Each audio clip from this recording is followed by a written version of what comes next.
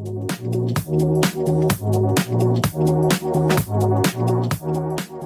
right, welcome back, everybody. As Gary had mentioned, he's going to be in Chicago September 25th at the Eiffel Conference. We've got another one in Toronto November 5th and another in London March 21st, 2025. We encourage you to look up on Eiffel, those conferences, very beneficial to you.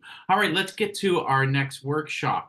She's an energetic and innovative business, change, and leadership development professional, chartered engineer and lecturer in leadership, experience in rapidly establishing and coaching high-performance teams, and works with leaders to crystallize, scope, and execute emerging business strategies. She's the real deal and the director and coach, Lyric Leadership and Change. To talk about resilience in times of rapid change, please welcome Claire Marie Boggiano. Now, Claire, I hope I said that correctly. I like going Boggiano. Is it Boggiano? Yeah, no, you're pretty close, Rob. Yeah, and my recommendation is imagine you're in an Italian restaurant with a big glass of red wine, and you smell the wine, you go, Boggiano. Boggiano. See. See, I'm Italian, so I was trying. Some do the hot You got tea, it. You some do got the it. soft tea.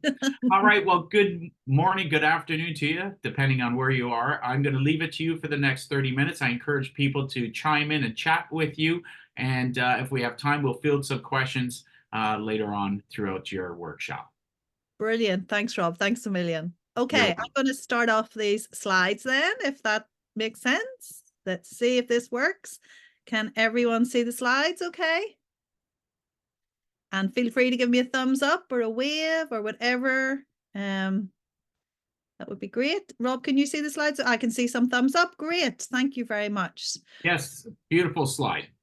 Cheers. Okay, so as Rob said, I'm Claire Marie Boggiano, and I'm going to be spending some time with you today thinking about resilience in times of rapid change. And I think we can all probably confidently say we all live in times of rapid change at this stage in the game. So let's get started. I'm going to share a little bit about me first to give you a feeling of my background and my experience and why I might be the person that's here talking to you today. So you can see here, I've done a lot of stuff. This is my visual CV, if anybody wants to check it out. So I studied, I'm from Ireland, for those of you that can tell the twang. I studied in Manchester University in Manchester, UK. I studied electrical and electronic engineering. So I'm sort of a boy who can break things, and I'm a chartered engineer, so I can break them properly and they'll never work again. I worked in corporate life for about 10 years. So I went into the marketing department and of a financial services company, but they were actually engineering insurers. So that's the link between my academic background into corporate life. I had a blast there, worked hard, partied harder. We worked in the City of London for a while, and with Royal Sun Alliance got involved in a lot of e-business stuff, and set up a corporate incubator. One of the things we spun out was Rightmove. So those people in the UK might recognize this if they rent or sell or buy houses. And I still get a bit of a kick, actually, whenever I see Rightmove now, thinking, oh, I was there in the beginning. I helped find that. I then set up my own business about 20 years ago, looking for flexibility, really, to be honest with you. And over those last 20 years, I've been specializing as a leadership and change consultant. And these are some of the organizations that I've worked with in the time. So you'll see Rolls-Royce, AstraZeneca, United Utilities. I've also worked in the public sector with the NHS, with GMCA, Greater Manchester Combined Authority. And that's a lot around change management and how do you implement large scale change across organizations. And I've also worked with small high growth companies, which are really good fun because, they're moving so fast, they can't really keep up with themselves. They're growing so fast, they have to change really quickly. And then other stuff that I'm involved in, I'm really passionate about women in business and women in leadership. And so some of the things I get involved in, GM for Women is a charity in Manchester that looks at data across women and girls across Greater Manchester. Queen Bee Coaching offers free leadership coaching to women across Greater Manchester. I host an event, Women Leading in Business, once a month, in person and online. Anybody can check that out. And I'm an ambassador for Women on Boards, and I'm on the advisory board of WIN, which is a women's international network. And they have a great conference every year. This year it's in October in Rome. So I will be there for them. So that's a little bit about me, just to give you some context and some of a flavor of my experience and background before we delve into some of the detail. So we're going to talk about change today, and we're going to talk about resilience. And what I'm going to do is I'm going to share with you some concepts and ideas and models and things that I use with my clients that they find really useful and helpful in thinking about change and in personal resilience. And so, if we think about change, some people think humans don't like change, um, and they resist it. I mean, I do think we don't really like stuff being done to us, but actually, as a species, we're changing all the time, and as individuals, we choose change a lot. We choose to get married, to have children, to start education, to change jobs, move house. So actually, we're quite an adaptive species. However, we don't always like it when it's done to us and we don't have a choice. So if we think about, change can be difficult, but not changing can be fatal. Can you imagine, think of where you are now, what you were doing maybe 3 years ago, 5 years ago. If you were doing the same thing now as you were doing then, that may not be as satisfying. And then think 3 years ahead and 5 years ahead what you might be doing. And so if this is true, what does that mean for us? What does that mean for us as individuals? What does that mean for our teams? What does that mean for our organizations? And to set the scene a little bit more, some of you may have seen this cartoon. It came out at the beginning of COVID. Can you remember that? It seems like a lifetime ago then, now, doesn't it? And we were at the stage, I don't know if you can read it on the screen, be sure to wash your hands and all will be well. So this little city or town at the bottom can see a tsunami-like wave coming at them of COVID-19, and they're at that sort of nice innocent stage, let's all wash our hands. What they can't see behind them are more waves of change coming. So that blue one there, that's a recession or cost of living crisis or Brexit or whatever you want to call that. But I think we can safely say now the red one has hit us, the blue one has hit us. And a lot of us can see this green wave coming in the distance, climate change, or it may not actually be that distant anymore. Some of us are feeling it depending on where we live in the world and what weather patterns we're experiencing. And actually, that's not even the biggest change that's coming at us, which is really terrifying. When you think about, what's this bigger one, biodiversity collapse. So on that cheerful note, if this is what's the waves of change that are happening to us, what else is happening at that macro level? Many of you may have heard of the concept of VUCA. So VUCA, it's a term that was actually created by the military and talking about the environment that the military from the 1980s onwards they were trying to prepare their soldiers and their personnel for going into unusual territories and to prepare them for a volatile environment. So things are moving fast, they're unpredictable, there's not necessarily very clear patterns or trends happening. The U is about uncertainty. So there's frequent disruption and change where the past isn't necessarily a very good predictor of the future. So things are quite uncertain. The C is about complexity. So that's where lots of things are going on. So it's multiple things are going on. They're interlinked. If you pull one, it sort of nudges another one. And it's on all sorts of different dimensions, the complexity. And the A is for ambiguous, the ambiguity. So there's little clarity on what's actually real and true. And it's difficult to predict, if I do this, what will that lead to? So the impact of your actions or initiatives. Now, this VUCA term, it's been around for a long time, actually. And certainly I've been working with leaders using this for a long time as a concept. And I will be honest, it was only in the middle of some of those lockdowns that I went, oh my goodness, now I know what you mean. This is a VUCA world. We are living in a VUCA world. So I don't know if any of you feel that this is your reality, that there's rapid change going on and it all feels a bit VUCA, feel free to put up your hand if you think that that's what's happening to you, or give us a reaction on screen there. And for those of you that are really involved, I can see Caroline and Elizabeth, feels VUCA to you. Yes, definitely. And there's a few others in there. So often whenever we start to do something, so this might be we're implementing a change or making a change happen in our organization or in our lives, we come up with a cunning plan and we work out, the sort of theory is pretty easy. We work out, where are we now? We're at A, and where do we want to go? Do we want to go to B or C or wherever? And then we work out the 2 points and we draw a nice little line and make up a plan on how I get from A to B as easily as possible. And yet the reality, for those of you that have been involved in large scale, complex change programs, maybe in your organizations or in your life, it might feel a bit more like the line underneath. The reality is you're going up and down and round. And, some people said to me once, we have to build the ship before we can even sail across that sea. So actually getting from A to B is never as straightforward as you think it might be. Has anybody experienced that? Does that feel like reality to some of you? Again, feel free to give us a reaction there on screen. So if this is true, if this is the concept, if we've got waves of change coming at us and we're living in VUCA times, and any plan that you come up with to do anything never works out exactly the way you think it's going to, what does that mean for us right now? What are the challenges we have, either personally or for our teams or for our organizations? What change challenges are there?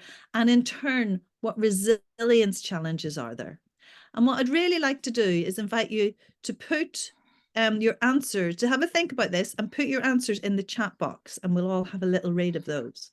So I'm just going to give you a few seconds to think about that and to type into your chat box your key change and resilience challenges that you have right now.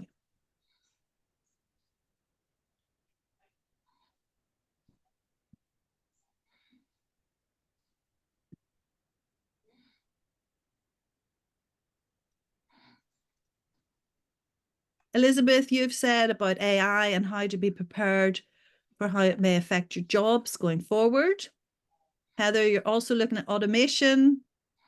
Samara, you're looking at automation is taking a while to happen, so waiting to hear about the next phase to start. Sometimes that can be quite anxious, actually, can't it? When you sort of know change is coming, but it hasn't happened yet.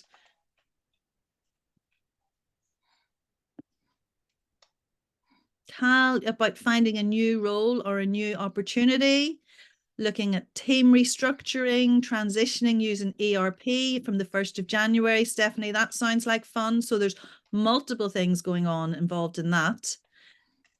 Kinder, undertaking a transformation project and automation, and whether we have the right team in place to take it forward. It's a great question. And you're settling into a new role, so lots and lots of change going on there. Samara, transition from Oracle to SAP within the next couple of years. That sounds like a very large scale transformation.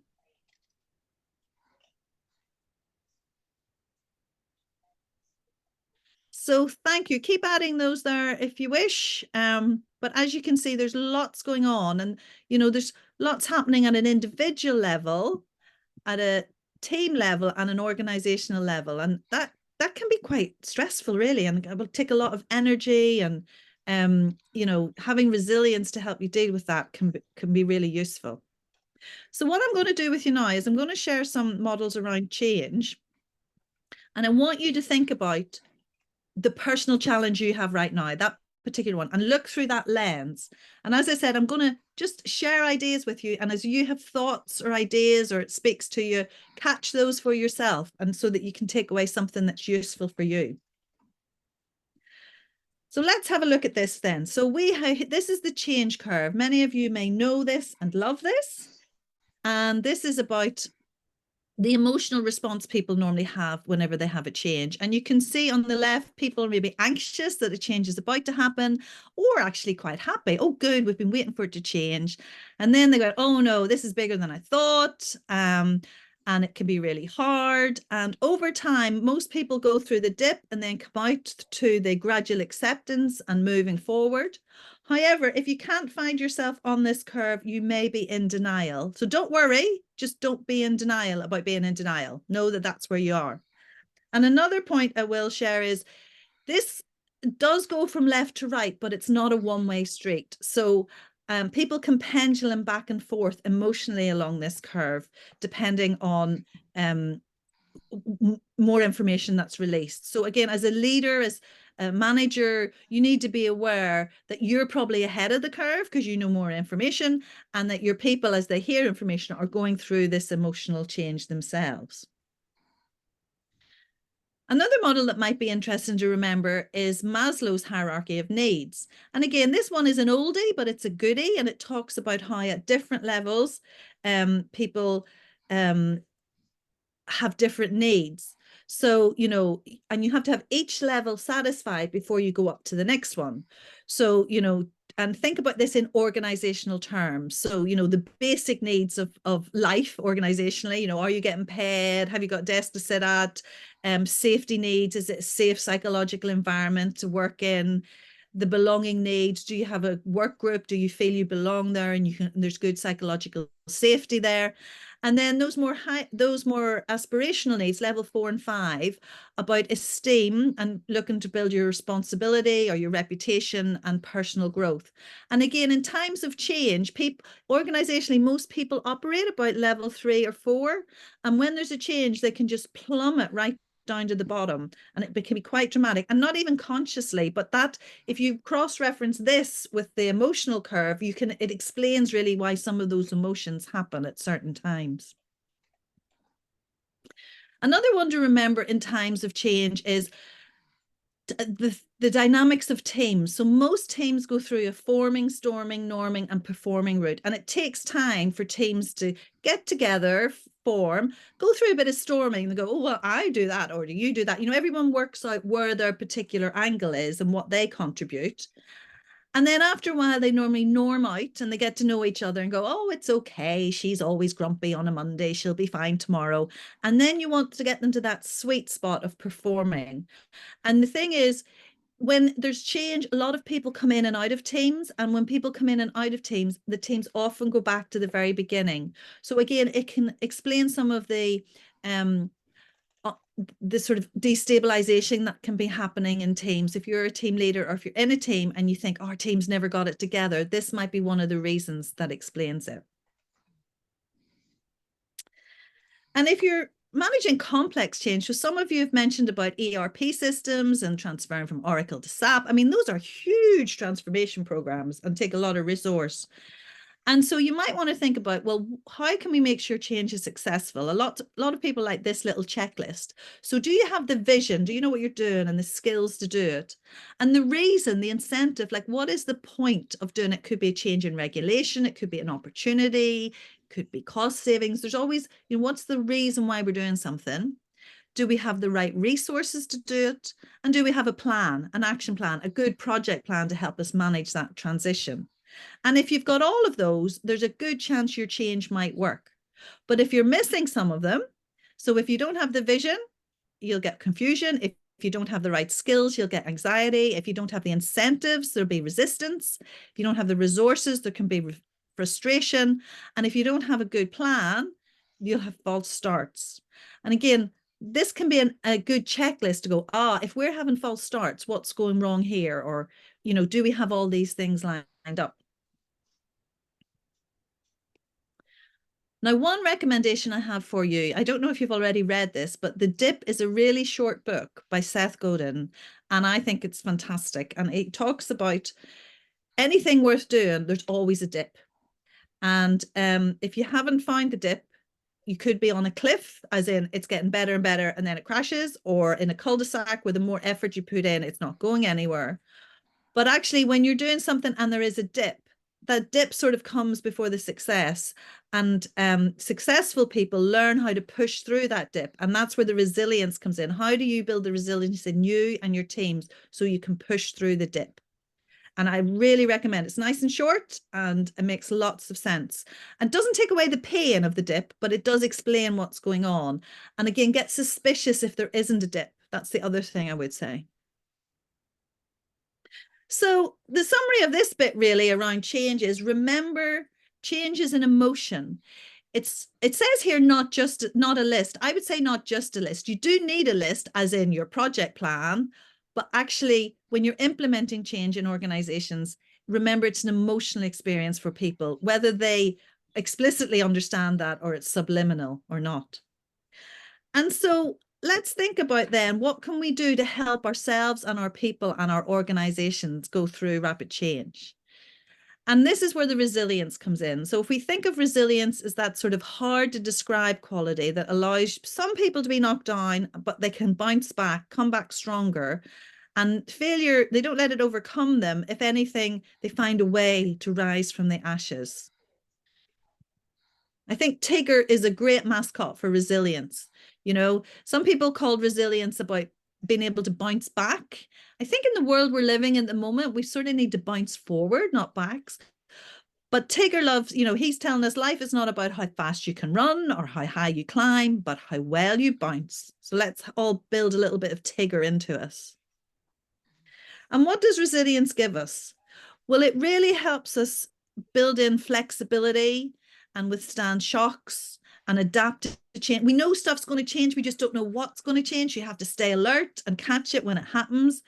It helps us keep our eyes on the prize. You know, if that's where we're going, if we're going from A to B and we have to take a different route round it, that's okay. But keep an eye on your destination. And it helps us to anticipate risks and protect any weak spots we might have in whatever project we're undertaking. And for those of you that want to know more about resilience, I can highly recommend the Resilience Institute that has loads and loads of resources on it. This one in particular seems to be a favorite with organizations. And I think it's because it looks at resilience from an individual point of view and also from an organizational point of view. And there's a lot going on in this slide, but if you look in the middle, you can see individually, if you do go to the baseline in the middle, you can see, you know, if we're mastering stress, we're calm and alert. And then if we're spiral up positively, we've got energized and good flexibility and endurance, and spiral up again, we're engaged and good empathy and resonance, and up again, optimistic, focused, great decisions. And where I think we'd all love to play is that flow and joy. I mean, that's nearly the top of Maslow's triangle, isn't it, up there? However, if we spiral down negatively and we're in feeling overload, confused, or spiral down again, disengaged, or even again withdrawn, I mean, we don't want, you know, loss of energy, boredom. We really don't want to individually to be down here. We may feel vulnerable and fatigued, distressed. I mean, I think sleep is always a good indicator if there's issues going on. If you can get a good night's sleep, it can help everyone. Or where we don't want to end up is that depressed with loss of interest and deep sadness. And behind all of these on the website, the Resilience Institute, there is actually a questionnaire you can do, and there's also a lot of resources associated with this. So I can recommend it. And then looking organizationally, so if we go back to the baseline in the middle, you know, is your organization stable and focused and clear about what it's doing or what project it's implementing and how it's doing it? Is it mastering stress? Is it energized and got good organization vitality? Up again, is it emotionally engaged and resonant with good leadership and healthy culture? Is it flexible and with fast execution, train your mind, and really wanting to get up again to that sustainable world-class business? Or is your organization agitated and unfocused and confused at the moment? Or has it spiraled down to being disengaged with a loss of productivity, or down again with withdrawn with a low morale? Vulnerable, absenteeism and presenteeism. I see this a lot when I go into organizations, that this can be missing. And then regrettable talent loss. We really don't want to get down here onto organizational death. So some people like to use this to sort of calibrate, oh, where am I and where are my team and where is the organization? And it can change as things change in the lifetime of a project. Another great resource for resilience is the Center for Creative Leadership. And they look at resilience, and these are practices you can use to build your personal resilience or help others build theirs. And they look at it in these 4 dimensions: physical, mental, emotional, and social. We all, learned that exercise is good for us. We've mentioned sleep already. What about savoring what we've got and having gratitude for what is working in our lives or our projects or our organizations? Do we have good connections with people? And again, you can use this as a checklist to go, am I covering all those bases? Have I been able to build that into my life? So, the final few thoughts here. When helping others build resilience. So, I don't know about you, but some days I come in and I go, yeah, I love it. I've got it. This is brilliant. And I run up the stairs. I want to do it. I can do it. I'm trying. I've done it. Check me out at the top. And then other days, I just want to sit and grump at the bottom and go, no, don't want to play today. And, this can be used for yourself to think about, well, what step am I on today? And what self conversation do I need to have with me to motivate myself? But also with your people, do you know what step they're on? And because depending on what step they're on, it's a different type of conversation. So if they really don't want to do it, that's a different type of conversation than, well, I'll try to do it, but I'm not really sure. And so this can be a really easy way to just sense check where people are up to. So last 2 thoughts here. What is the last thing you do every night?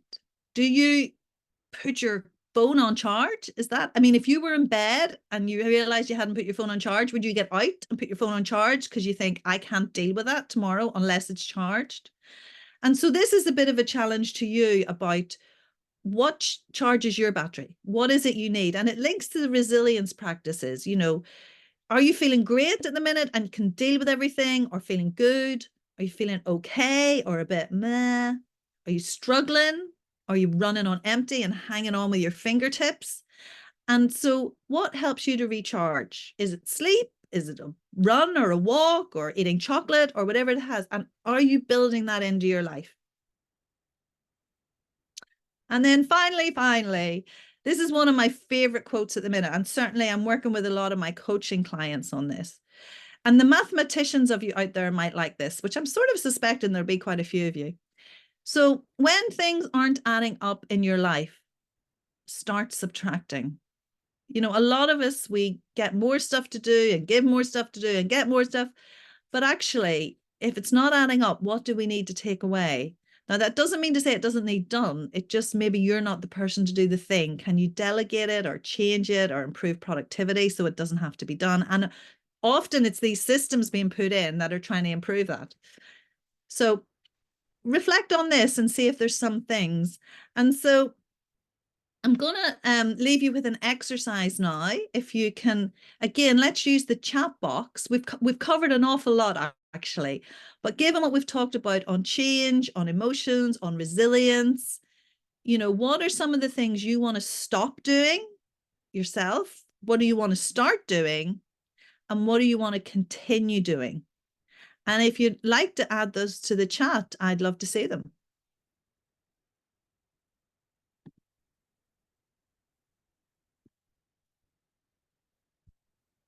So again, I'll just give you a few seconds, and if you can type in there what you want to stop doing, what you want to start doing, and what you want to continue doing.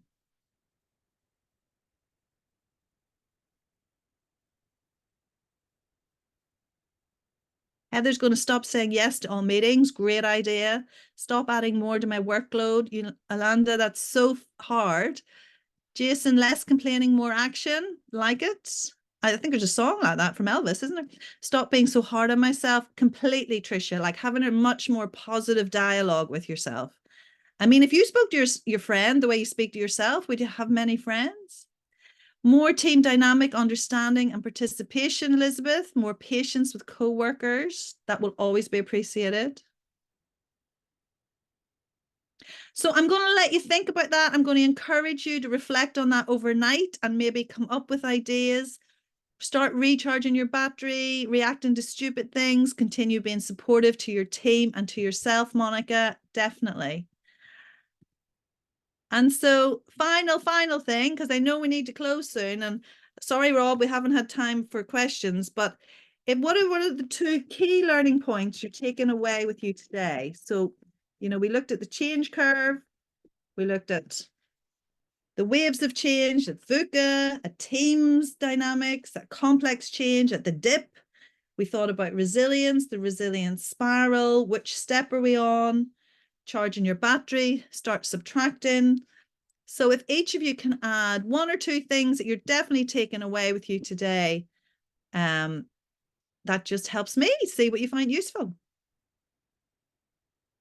Wow, Claire Marie, a half hour is not enough time with you. I'd like to spend a week listening to you. It was so amazing. You got me smiling, you got me thinking, you got me motivated. Let me ask you this real quick because I haven't looked at our list. Are you going to be joining us for any of our conferences, Chicago, Toronto, or London? I am definitely going to be in Chicago, Rob. Yeah, I'm looking forward to that. Fantastic. You want to meet Claire Marie in person and pick her brain. You can feel the energy through Zoom. I couldn't imagine what it would feel like in person. Be careful what you wish for, Rob. Yeah. I love it. I love it. Claire Marie, thank you very much for a great half hour. And we'll see you in Chicago. And as you mentioned, you've got some homework for our attendees. So please keep in touch with Claire Marie. And again, thank you very much.